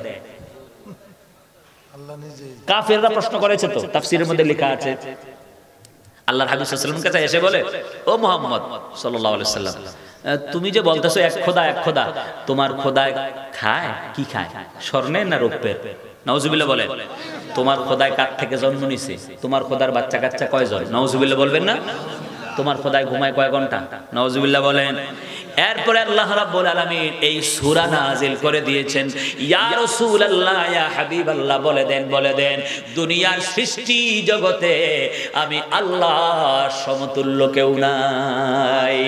আমার প্রিয় ভাইরা বাবা জানেন না, ওলিগণ ক্ষমতা প্রয়োগ করে আল্লাহর ক্ষমতায়, নবীগণ ক্ষমতা প্রয়োগ করে আল্লাহর ক্ষমতায়। আল্লাহ যদি ক্ষমতা না দেয়, কোন নবী আর কোন ওলি ক্ষমতা প্রয়োগ করতে পারবে না। আহলুস সুন্নাহ ওয়াল জামাতের আকীদা পরিষ্কার, পরিষ্কার আকীদা, নবী এবং ওলিদের ক্ষমতা একমাত্র আল্লাহ দেয়। কে দেয়? আল্লাহ দেয়। কিন্তু যদি প্রশ্ন করা হয়, আল্লাহ তো সন্তান দেয়, বিপদ দেয়, মুসিবত দেয়, এই সবগুলো তো আল্লাহ দেয় আর নেয়, তো আল্লাহকে কে ক্ষমতা দেয়? আল্লাহ বলে আল্লাহুস সামাদ, আল্লাহ বেনিয়াস। আল্লাহ কারো থেকে ক্ষমতা নিতে হয় না, কারো থেকে ধার করতে হয় না, আল্লাহর কোনো শক্তি দেওয়ার জন্য কারো প্রয়োজন হয় না। এরপর আল্লাহ বলেন লাম ইয়ালিদ ওয়া লাম ইউলাদ, না তিনি কাউকে জন্ম দিয়েছেন, না কারো থেকে তিনি জন্ম নিয়েছেন, অর্থাৎ তার কোনো মা বাবাও নাই, তার কোনো সন্তান সন্ততিও নাই। আচ্ছা বলেন, এমন কোন নবী আসেনি যে মা বাপ নাই? আছে, একজন। কে সে? হযরতে আদম। হযরতে আদম সফিউল্লাহ, ওনার আব্বাও নাই, আম্মাও নাই, কিন্তু সন্তান আছে না নাই?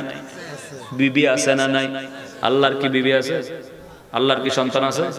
আল্লাহ কি ঘুমায়? আদম আলাইহিস সালাম ঘুমাইতেন কিনা?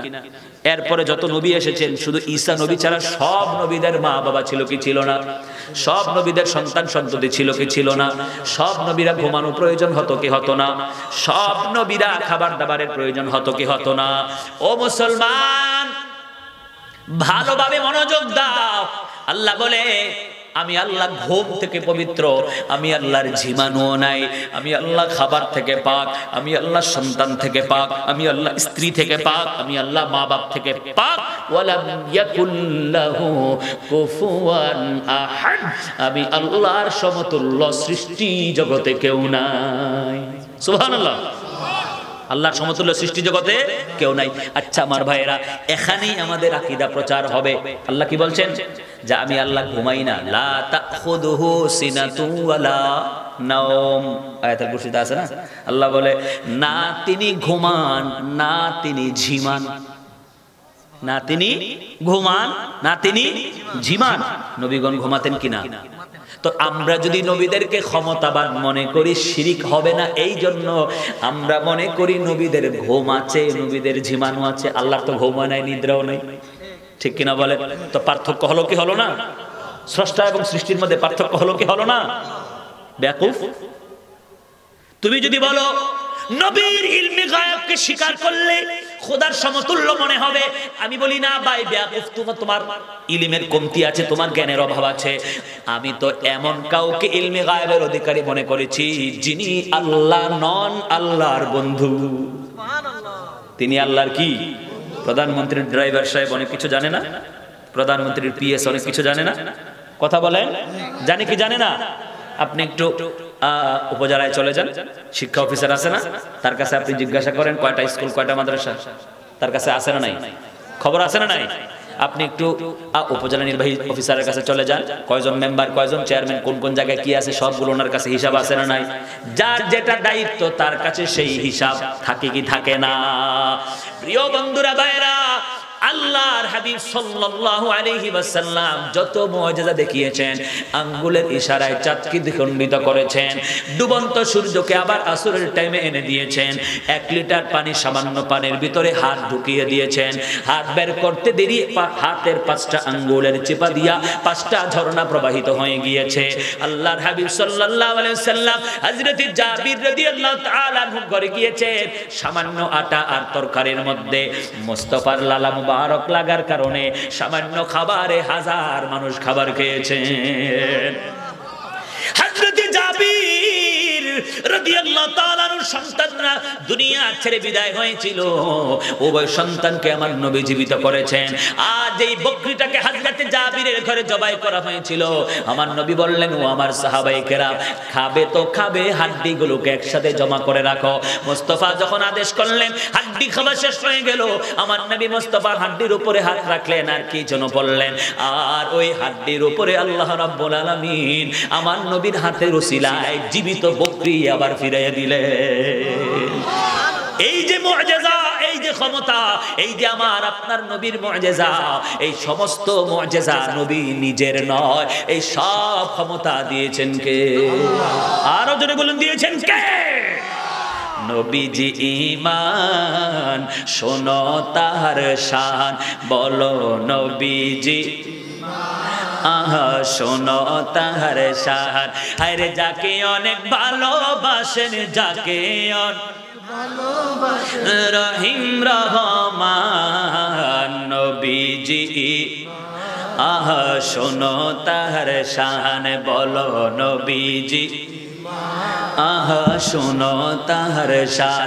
রাস্তা দিয়ে দয়াল নবী হতেন চলমান, রাস্তা দিয়ে দয়াল নবী হতেন চলমান, খোদার হুকুম পেয়ে মেঘে ছায়া করত দান। নবীজি ঈমান, শোনো তাহার শান, বলো নবী আহা শোনো তাহার শান।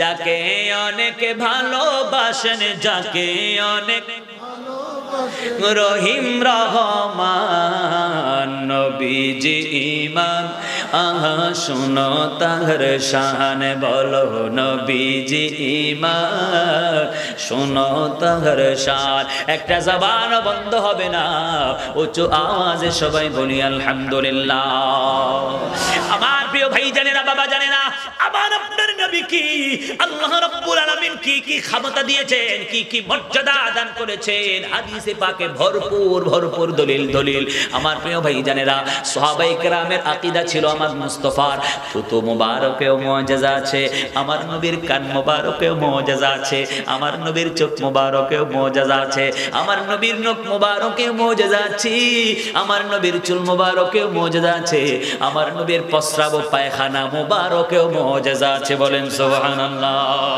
উম্মে আইমান দাসী রাত্রি বেলা আমার নবী প্রস্রাব করে একটা পাত্র রাখলেন রাত্রি বেলা হাতের নাগালে পিপাসা লেগে গেল পাত্র পেয়ে গেলেন পানি পান করলেন বুঝতেই পারলেন না যে এটা প্রস্রাব কেন এটার মধ্যে সুগন্ধি ছিল বলেন সুবহানাল্লাহ সকাল বেলা উঠে আমার নবী বলেন ও দাসী আহা পাত্রের মধ্যে কিছু জিনিস রাখা আছে ওটা ফেলে দাও বললেন ইয়া রাসূলুল্লাহ রাত্রে বেলায় তো ফেলে দিয়েছি সুবহানাল্লাহ ইয়া রাসূলুল্লাহ নবী গো ও নবী রাত্রি বেলায় তো ফেলে দিয়েছি বলে কোথায় ফেলেছো বলে ইয়া রাসূলুল্লাহ পিপাসা লেগেছিল পানির মতো পান করে নিয়েছি আমার ভাইয়েরা বাবা জানে না আমার নবী বলে যেই পেটে আমার প্রস্রাব ঢুকেছে যেই পেটে মুস্তাফার নূর মুবারকের প্রস্রাব ঢুকেছে সেই পেটে কখনো আগুন লাগতে পারে না জোরে বলুন সুবহানাল্লাহ আমার ভাইয়েরা বাবারা আমার আপনার নবী সাল্লাল্লাহু আলাইহি ওয়াসাল্লাম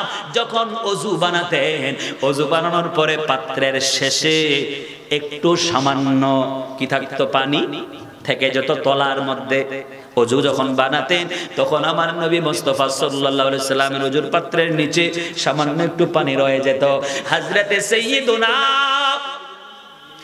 আনাস ইবনে মালিক রাদিয়াল্লাহু তাআলা আনহু বলেন আমি দেখতে পেয়েছি আমার আপনার নবী মুহাম্মদুর রাসূলুল্লাহ সাল্লাল্লাহু আলাইহি ওয়াসাল্লাম যখনই ওযু করে উঠতেন আর ওই ওযুর পাত্রের নিচে সামান্য একটু পানি রয়ে যেত আমার নবীর আশিক উম্মতেরা আমার নবীর আশিক সাহাবায়ে কেরামেরা মুস্তাফার ওযুর অবশিষ্ট পানিতে হাত লাগানোর জন্য হুমড়ি খেয়ে পড়তো আচ্ছা আমার ভাই জানেরা ওখানেই কিন্তু ঈমানদার আর মুনাফিকদের পার্থক্য হয়ে যেত কেমনে নবীর খাঁটি উম্মত যারা মুস্তাফার পানি মুবারককে সম্মান করত আহা নবীর খাঁটি সাহাবী যারা মুস্তাফার নখ মুবারককে সম্মান করত আর নবীর খাঁটি নবীর সাহাবী যারা নবী মুস্তাফার চুল মুবারককে সম্মান করত মুস্তাফা যেখানে বসতেন সকাল এবং সন্ধ্যা ওইটার মধ্যে চুমু লাগাইতো আর দূর থেকে মুনাফিকেরা কয় কি করছে নাউজুবিল্লাহ বলে আল্লাহ বলেন সূরা বাকারার মধ্যে আল্লাহ রাব্বুল আলামিন এই জন্য বলেছেন ও বন্ধুরি সূরা বাকারাতে শুরু করেছেন আল্লাহ রাব্বুল আলামিন প্রকৃত খাঁটি ঈমানদারদের সম্পর্কে দুইটা আয়াত নাজিল করেছেন এরপরে খাঁটি কাফের প্রকাশ্য কাফের যারা তাদের ব্যাপারে দুইটা আয়াত নাজিল করেছেন আর এরপরে 13টি আয়াত ব্যাপী আল্লাহ মুনাফিকদের গোমর ফাঁস করেছে কার গোমর মুনাফিক আমার আল্লাহ কয় ইদা কিলা লাহুম আমিনু কামা আমানান নাসু ক্বালু আনুমিনু কামা আমানাস সুফাহা আলা ইন্নাহুম হুমুস সুফাহা ওয়ালাকিন লা ইয়ালামুন জোরে বলুন আল্লাহু আকবার সূরাতুল বাকারা 1 নম্বর পারা 2 নম্বর পৃষ্ঠা হাফিজি কোরআন শরীফের 2 নম্বর পৃষ্ঠা আয়াত নম্বর 13 আলহামদুলিল্লাহ বলেন আল্লাহ তাবারাক ওয়া তাআলা বলেন হাবিব গো ও নবী ওয়া ইযা কিলা লাহুম আপনি যদি তাদেরকে যদি প্রশ্ন করা হয় মুনাফিকদেরকে আমিনু কামা আমানান নাস অপরাপর লোকেরা যেভাবে ঈমান এনেছে আমার নবীর আশিক আমার নবীর দিওয়ানা সাহাবীরা যেভাবে ঈমান এনেছে তোমরা এইভাবে ঈমান আনো কে বলছেন আল্লাহ কে বলছেন আল্লাহ আমার নবীজিকে বলেন ইয়া রাসূলুল্লাহ আপনি একটু মুনাফিকদেরকে বলেন এই মুনাফিক ঈমান আন ঈমান আন ঈমান ওখানে কথা বলে কে আব্বা জানেরা ওখানে কথা বলেও না হ্যাঁ ডিস্টার্ব হয় আমার ভাইরা। আল্লাহ রাব্বুল আলামিন আমার নবীজিকে ডেকে ডেকে বলেন, ইয়া রাসূলুল্লাহ, ইয়া হাবিবাল্লাহ, মুনাফিকদেরকে আপনি একটু প্রশ্ন করেন, হে মুনাফিকেরা, তোমরা ঈমান আনো কার মতো? কামা আমানান নাস। যদি কারোর কাছে মোবাইল থেকে এখনই দেখতে পারবেন, কামা আমানান নাস, অপরাপর লোকেরা যেভাবে ঈমান এনেছে। অর্থাৎ এখানে নবীর সাহাবীদেরকে আল্লাহ রাব্বুল আলামিন সম্বোধন করেছেন। আল্লাহ বলছেন, হে মুনাফিকেরা, তোমরাও তো আমার নবীর পিছনে পিছনে নামাজের বাহানা করো, আমার নবীর সঙ্গে মুনাজাতের বাহানা করো, তোমাদের মুখেও দাঁড়িয়ে আছে। আমার নবীর সঙ্গেও তোমরা বাহানা করে করে মিথ্যা অজুহাত দিয়ে দিয়ে জিহাদে যাও। না না, অন্তরে নবীর দুশ্মনী আর বাহ্যিক আমল, বাহ্যিক বেশভূষা আমি আল্লাহ পছন্দ করি না। হবে না। আমার নবীর আশিক, আমার নবীর দিবানা, আমার নবীর গোলাম সাহাবীদের মতো ঈমান আনতে হবে। জোরে বলুন সুবহানাল্লাহ। প্রিয় ভাই জানে না আমার, ও বাবা জানে না, তারা বলে কি বলে? ক্বালু আনুমিনু কামা আমানান নাস কামা আমানা সুফাহা। মুনাফিক বলে আমরা কি ওই নির্বোধ? নাউজুবিল্লাহ বলেন। সুফাহা শব্দের অর্থ হলো পাগল, নির্বোধ, বুদ্ধি নাই, বোধ নাই। নাউজুবিল্লাহ বলেন। নবীর আশিক সাহাবীরা কি পাগল ছিলেন? নির্বোধ ছিলেন? তো মুনাফিক উত্তর দিচ্ছে, কি উত্তর দিচ্ছে? আমরা কি পাগলদের মতো ঈমান আনবো নাকি? নাউজুবিল্লাহ বলেন না। এই উত্তরটা কে দিচ্ছে? মুনাফিক। ভালো করে শুনুন, আল্লাহ বলে, আলা ইন্নাহুম হুমুস সুফাহা, এই খবরদার, আমার নবীর আশিক, আমার নবীর দিওয়ানা, যারা আমার নবীর পানি মুবারককে সম্মান করে, মুস্তাফার চুল মুবারককে সম্মান করে, মুস্তাফার থুতু মুবারককে সম্মান করে। বুখারী শরীফের হাদিস, মুস্তাফা যখন থুতু ফেলাতেন তো নবীর সাহাবীরা হাত পেতে দিয়ে নবীর থুতু মুবারককে হাতে নিয়ে মুখে আর গায়ে মালিশ করে দিত। সুবহানাল্লাহ। তো এইগুলো দেখে দেখে মুনাফিক কয়, এগুলো কি? নাউজুবিল্লাহ বলবেন না। আল্লাহ বলে, না না, আমার নবীর থুতু মুবারক, চুল মুবারক, নখ মুবারক, কাপড় মুবারক, জামা মুবারক, যেখানে মুস্তাফা বসেছেন আসন মুবারক, এই সমস্ত কিছুকে যারা তাজিম করে, আমি আল্লাহ তাদেরকে খাঁটি মুমিন বলে স্বীকৃতি দিলাম। আহা, আল্লাহ বলতেছেন কি? এই বেয়াদব, আমার নবীর দিওয়ানা সাহাবীদেরকে তোমরা কি পাগল বলছো? নয়, আমি আল্লাহ বলছি, ইন্নাহুম হুমুস সুফাহা, তোরা পাগল। তোরা কি? আজও দেখা যায় আমরা যখন মিলাদুন নবীতে পতাকা নিয়ে বের হই না, মারহাবা ইয়া মুস্তাফা যখন বলি না, দেখবেন কিছু দাড়িওয়ালা টুপিওয়ালা বলে বেদাতি বের হয়েছে। বলে কি বলে না? আস্তাগফিরুল্লাহ, ছি ছি ছি, ছেড়ে দাও, মুস্তাফার ইশক মোহাব্বতে ডুবে যাও। আল্লাহর হাবিবের আগমনের সাদাকায় আল্লাহ কায়নাতকে সৃষ্টি করেছেন। মুস্তাফা যেদিন দুনিয়াতে আগমন করেছেন, সেই দিন মক্কা শরীফে নূরের ঝলক উঠেছিল। মা আমিনার রাদিয়াল্লাহু তাআলা আনহা আমার আপনার নবীর নূর মুবারকে শাম দেশের রাজপ্রাসাদগুলো দেখেছিলেন। বলেন সুবহানাল্লাহ। আরে নবীর আগমনে একমাত্র শয়তান ছাড়া সবাই খুশি হয়েছে। কে ছাড়া? শয়তান। আমরা কি শয়তানের দলে থাকবো না আশিকদের দলে থাকবো? আল্লাহ বলে, নয়, তোমরা বুঝতেছো না, মুস্তাফার আশিক দিওয়ানা সাহাবীরা আমার নবীকে ভালোবাসে, মহব্বত করে। বলা কি লা ইয়ালামুন, বরং তোমাদের সেই জ্ঞানই নাই, তোমাদের সেই খবরই নাই, তোমরা জানোই না ইশক মহব্বত কাকে বলে। সুবহানাল্লাহ বলুন, আরো জোরে বলুন সুবহানাল্লাহ। আমার আল্লাহ বলে, তোমরা এটা বুঝতেছো না, আমার নবী মুস্তাফা সাল্লাল্লাহু আলাইহি ওয়াসাল্লাম আমার প্রকৃত মহব্বত কি সেটা আবু বকর থেকে শিখো, উমর থেকে শিখো, সাইয়্যিদুনা খালিদ ইবনে ওয়ালিদ থেকে শিখো। জোরে বলুন সুবহানাল্লাহ।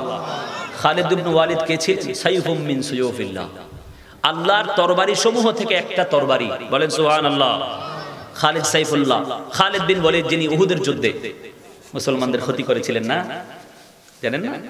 উহুদের যুদ্ধে 50 জন তীরন্দাজ বাহিনী, সেই গিরিপথে আমার নবী বলেছিলেন, এটা দিয়েও বাতিলরা আমার নবীজির ইলমে গায়বকে অস্বীকার করতে চায়। যে নবী যদি জানতো তো কেন উহুদের জমিনে পিছন দিক দিয়ে হামলা হইতো? নবী বললো না কেন? নাউজুবিল্লাহ বলেন না। বেয়াদব কোথাকার। যারা ইমানদার তারা নবীর প্রশংসা খুঁজে খুঁজে বের করে, আর যারা মুনাফিক তারা খুঁজে খুঁজে বের করে কোন দিক দিয়ে নবীর একটা দোষ বের করা যায়। নাউজুবিল্লাহ বলেন। আমরা বলবো মুস্তাফা 50 জন তীরন্দাজ বাহিনীকে একসাথে করে সেই পাহাড়ের উপর বসিয়ে দিয়েছিলেন আর শক্ত অর্ডার দিয়েছিলেন, যুদ্ধে হার জিত যাই হোক আমার অর্ডার ছাড়া এখান থেকে উঠবে না। সুবহানাল্লাহ বলেন না? এটা কি ইঙ্গিত বহন করে না যে আমি কিন্তু জানি ওখান দিয়ে হামলা হবে? সুবহানাল্লাহ বলেন। খবরদার, নবীজি এই কথাটা কেন বলবেন যে যুদ্ধে আমরা বিজয়ী হই আর পরাজিত হই, আমাদের জয় হোক আর পরাজয় হোক, আমি যতক্ষণ আদেশ না করব তোমরা ওখান থেকে নামবে না। স্বাভাবিক বাহ্যিকভাবে যখন ওখান থেকে যখন দেখলো যে আরে মুসলমান তো বিজয়ী হয়ে গেছে, এখন কি করলো, কিছু ছিল ওনারা বসেছিল ওখানে, আর বাকি সব নেমে চলে আসছে, গনিমতের মাল টোকাইতেছে। পিছন দিক দিয়ে হযরত খালিদ বিন ওয়ালিদ হামলা করে বসছে। 70 জন মুসলমান শহীদ হয়েছে। কতজন? কি কারণে জানেন? শুধুমাত্র আমার নবীর আদেশ অমান্য করার কারণে। 50 জন তীরন্দাজ যদি ওখানে বসে থাকতো তীর তাক করে, ওরা আসতে পারতো? যখন ওরা দেখছে যে না পিছন দিক দিয়ে একটা রাস্তা আছে, আচ্ছা তীরন্দাজ বসানোরই দরকার ছিল কি? সুবহানাল্লাহ বলেন না? এইটা দেখেন ইমানদারের মুখ দিয়ে কি বের হয়, দেখেন দেখেন আশিক ইমানদারের মুখ দিয়ে বের হয় কোন দিক দিয়ে নবীর প্রশংসা। সুবহানাল্লাহ বলেন। দরকার ছিল কি তীরন্দাজ বসানো? আমার নবী তো জানে যে একটা গিরিপথ আছে, হামলা হওয়ার সম্ভাবনা আছে। নবী বলেছেন আমার অর্ডার ছাড়া আসবে না। নেমে চলে আসছে, পিছন দিক দিয়ে হামলা হলো। আহা, হযরতে আব্বাস আমির হামজা রাদিয়াল্লাহু তাআলা সহ অসংখ্য সাহাবী, হযরতে মুসআব বিন উমাইর রাদিয়াল্লাহু তাআলা সহ 70 জন সাহাবী ওখানে শহীদ হয়েছেন। কতজন? 70 জন সাহাবী। আল্লাহু আকবার। হযরতে খালিদ বিন ওয়ালিদ রাদিয়াল্লাহু তাআলা যখন ইসলাম গ্রহণ করলেন তখন তিনি আল্লাহর কাছে দোয়া করলেন, মওলা আমি তোমার কাছে একটা দোয়া চাই।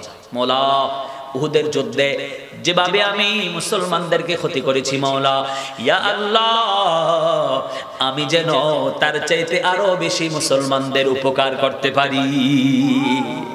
খালিদ বিন ওয়ালিদ রাদিয়াল্লাহু তাআলা আনহু সারা পৃথিবীর বুকে যাকে বীর সেনা বলা হয়, মুজাহিদ বলা হয়, ইয়ামামার যুদ্ধে 70,000 হাফেজে কোরআন শহীদ হয়েছিল। আমার ভাইরা বাবা জানেরা, ও মুসলমান, সেই যুদ্ধের মধ্যে হযরতে খালিদ বিন ওয়ালিদ রাদিয়াল্লাহু তাআলা আনহু ওনার মাথা মোবারকের টুপি হারিয়ে ফেললেন। টুপি যুদ্ধের টুপি আছে না, ওটা হারিয়ে ফেললেন। যুদ্ধ বন্ধ করে টুপি খোঁজার কাজে ব্যস্ত হয়ে গেছে। আমার ভাইরা টুপি খুঁজতে খুঁজতে টুপি পেয়ে গেলেন, আর সবাইকে বললেন তোমরা কি জানো নাকি আমার এই টুপির মধ্যে কি আছে? বললেন আমার নবী মুস্তাফা সাল্লাল্লাহু আলাইহি ওয়া আলিহি ওয়াসাল্লাম একবার মাথা মুন্ডন করেছিলেন।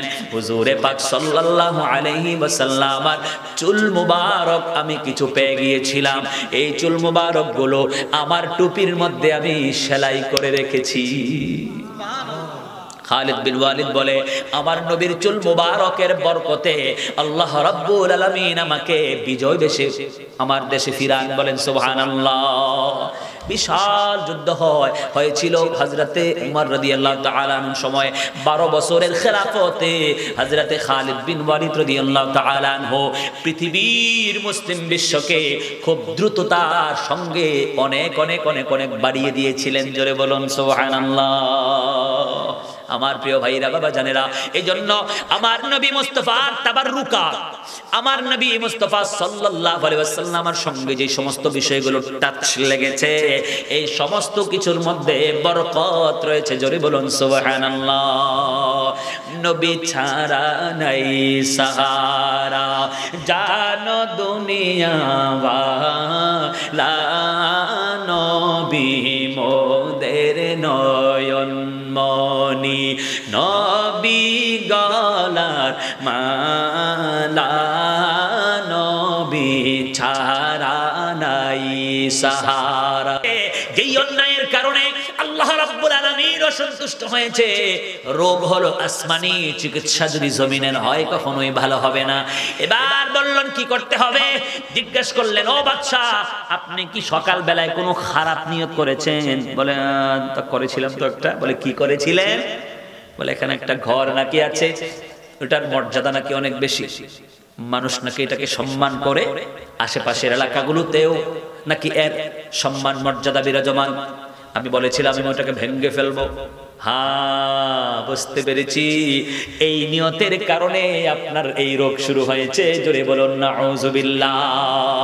প্রিয় ভাইরা আমার, বোঝা যায় আল্লাহর কোন নিদর্শন, আল্লাহর নবী, আল্লাহর কোন ওলির সঙ্গে অথবা কোন দুর্বল অসহায় কোন মানুষকে কষ্ট দিলে অন্যায় ভাবে, নিঃসন্দেহে ওই ব্যক্তি বিপদগ্রস্ত হবেই হবে, হবেই হবে, এতে কোনো সন্দেহ নাই, নামবেই তার বিপদ। বলেন আপনি তওবা করেন, বলে তওবা করলাম, সাথে সাথে রোগ ভালো হয়ে গিয়েছে। সুবহানাল্লাহ বলবেন না?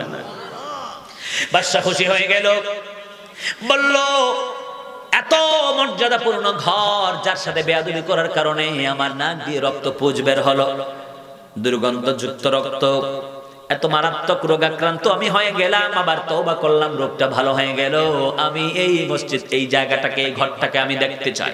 চলে গেলেন দেখার জন্য। এবার ঘর যখন তিনি দেখলেন, তিনি বুঝতে পারলেন হা হা, নিঃসন্দেহে এই ঘরটা দামি একটা ঘর। নিঃসন্দেহে ইসলামের কিছু বাণী শুনলেন, মনে তার দয়া সৃষ্টি হলো। কাবা শরীফটাকে রেশমি কাপড় দিয়ে তিনি আচ্ছন্ন করে ফেললেন। কাবা শরীফকে সম্মান করার পর মক্কায় মুআজ্জামায় যতজন মানুষ ছিল 7 জোড়া রেশমি কাপড় আর স্বর্ণ মুদ্রা উপহার স্বরূপ দিলেন। সুবহানাল্লাহ বলেন। এবার বাদশার মনে দয়া সৃষ্টি হলো, আর বললেন হা হা, চলো মক্কা শরীফে তো আমি মর্যাদা দিলাম, সম্মান দিলাম, মক্কার মানুষদেরকে আমি সম্মান করলাম, তাদেরকে স্বর্ণ গয়না দিলাম। চললেন আবার সফর করতে করতে, চলতেছে মদিনায় পাক যেখানে হবে, আগে তো মদিনা ছিল না, ইয়াসরিব ছিল। নাম কি ছিল? ইয়াসরিব ছিল। ইয়াসরিব নামে তুমি ছিলে অলক্ষণের দেশ, বড়ই মারাত্মক ছিল তোমার পরিবেশ, তোমার পায়ের ছোঁয়া লেগে হলো মদিনা, বলো তোমার পায়ের ছোঁয়া লেগে হলো মদিনা। সব বলিব কিন্তু তোমায় বলতে পারি না, বলো সব বলিব কিন্তু তোমায় বলতে পারি না, বলো সোনার মদিনা আমার প্রাণের মদিনা। জবান খোলে, সোনার মদিনা আমার প্রাণের মদিনা, সব বলিব কিন্তু তোমায় বলতে পারি না। এই আওয়াজে হবে না, জবান খোলে মোহাব্বতে, সোনার মদিনা আমার প্রাণের মদিনা, সোনার মদিনা আমার প্রাণের মদিনা, আহা সব ভুলিব কিন্তু তোমায় বলতে পারি না, বলো সব বলিব কিন্তু তোমায় ভুলিনি, ভুলবো না, ভুলতে পারি না, বলো ভুলিনি, ভুলবো না, ভুলতে পারি না, সব ভুলিব কিন্তু বলতে পারি না, বলো না সব ভুলিব কিন্তু তোমায় বলতে পারি, বলো সব বলিব কিন্তু তোমায় বলতে পারি। তোমার বুকে আমার নবীর কদম পড়েছে, তোমার বুকে জিবরিল আমিন সদায় এসেছে, বলো তোমার বুকে আমার নবীর কদম পড়েছে, বলো তোমার বুকে জিবরিল আমিন সদায় এসেছে, তোমার বুকে প্রবাহিত নূরের ঝরনা, তোমার বুকে প্রবাহিত নূরের ঝরনা, সব বলিব বলতে পারি না, মদিনা সব বলিব কিন্তু তোমায় বলতে পারি না, বলো সোনার মদিনা আমার প্রাণের মদিনা, আহা সোনার মদিনা আমার প্রাণের মদিনা, সব ভুলিব কিন্তু তোমায় বলতে পারি, বলো সব বলিব কিন্তু তোমায় না। আরশে মুআল্লার চেয়ে দামি তুমি হও, খোদার সৃষ্টিতে তুমি শ্রেষ্ঠ ভূমি হও, ঠিক কিনা? আরশে মুআল্লার চেয়ে দামি তুমি হও, খোদার সৃষ্টিতে তুমি শ্রেষ্ঠ ভূমি হও। আর তোমার বুকে শুয়ে আছেন শাহে মদিনা, তোমার বুকে শুয়ে শাহে মদিনা। সব ভুলিব কিন্তু তোমায় না মদিনা, সব ভুলিব কিন্তু তোমায় ভুলতে পারি না।